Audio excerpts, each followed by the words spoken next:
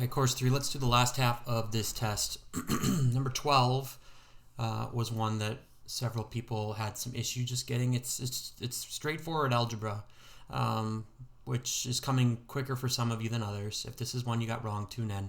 We really want to feel like we can do this, where we solve for x, right? Meaning, if something asks you to do that, it means you need to get x isolated.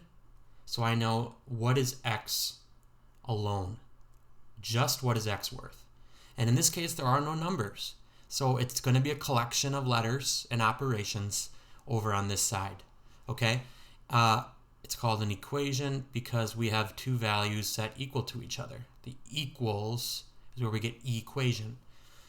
So we use what's called inverse operations, which means the opposite operation, and we always start with the add subtract. Let's get that gone first. What's the inverse or opposite operation of plus? So we can move the b, minus. Subtract b, just like it's a scale, you do it to both sides the same in order to keep everything accurate.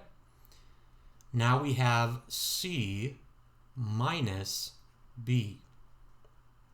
All right, rewind, replay that if you need to. Always add subtract first. Now we just have the product factors ax is c minus b. So I need to divide by a so that I can cancel. But if I divide by a, I do it on the other side as well. So your actual final answer is c minus b over a. I would also accept c over a minus b over a. It means the same thing. All right, that's number 12. Final answer, c minus b over a. Okay, 13 is one several got wrong. We solve very similar to an equation. Okay, we've got 3 take away x on one side less than 4. Okay. Let's move the 3 over because we're going to want the x eventually on its own over here. Here, let me get rid of this alternate answer from earlier. Okay. Eventually we want to get there, so we subtract the 3's. Now we have negative x is less than what? Positive 1. Here's where many of you probably screwed up. We don't want a negative x, we need a positive x. So what do we divide x by to make it positive? Divide by negative 1. That's going to flip the sign. Anytime you divide by negative 1, when we're doing inequalities, this sign flips. X is greater than negative 1. Let's just imagine what happens if I was doing real numbers, and if I had negative 2 is less than positive 2. That's true, isn't it? Now what if I divided negative 2 by negative 1? What would I have to do to make sure this is still correct?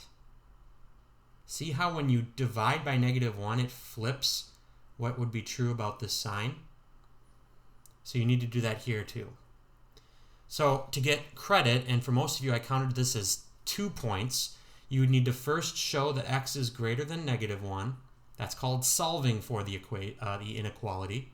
Then graph it. So use a ruler to draw a number line. Maybe you've got negative 1, negative 2, positive 1, positive 2.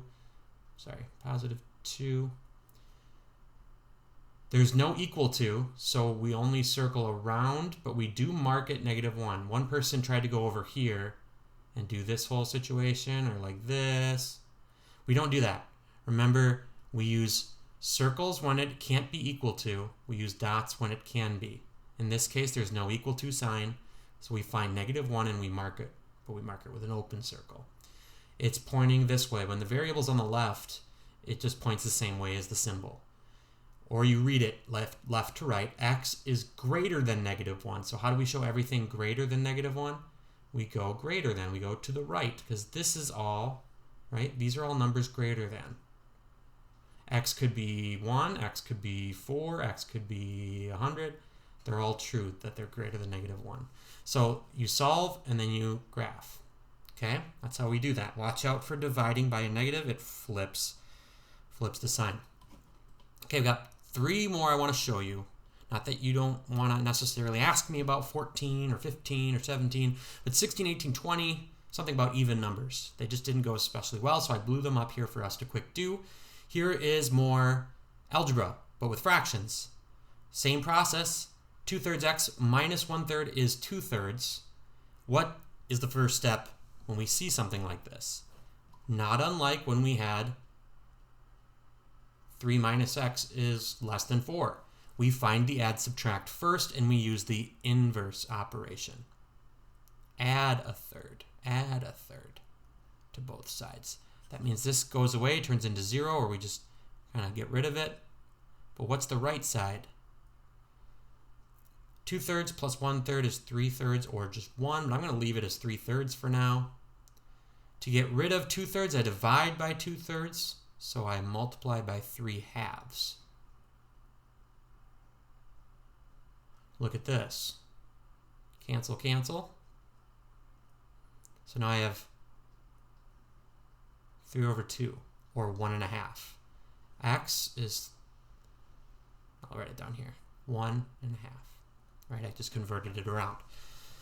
There's your steps for algebra with fractions. Simplify letter A. Okay, in letter A,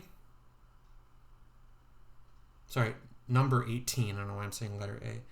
Number 18 looks like it maybe erased the parentheses. I think the way the book talked about it was like this. I don't know if the book showed this or not, but this is maybe the way to think about it.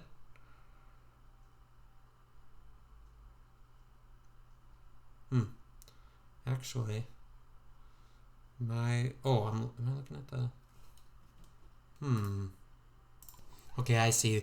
In the answer key, they said, what if we move by the associative property, if we move this over here, and we move this over here, because we really what we have to do is we have to combine like terms, right? This and this need to get put together.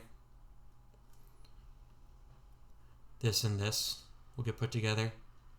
So the way they wrote it in my book is they put 3x squared minus x squared combined with 2x minus x. It's just combining like terms. You can't combine x squareds with x's. It won't come out right.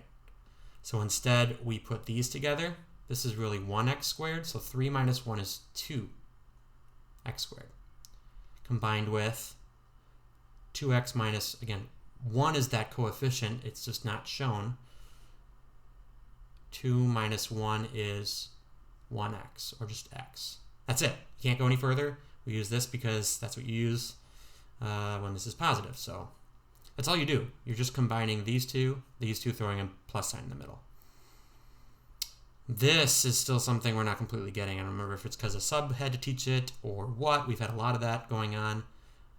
There's no hope in sitting here and whining over it. All we can do is try to fix it. All right, that's what you need to do. 2 times square root of 3 times square root of 6. Maybe the best way to look at this is let's break everything down to prime parts. 3 already is. Times break this into prime parts. You could even show it as square root of 2 times square root of 3 separately. Okay? So really what we have now is a 2 times the square root of 3 times a square root of 2 times the square root of 3. We've broken everything as far down as it can go.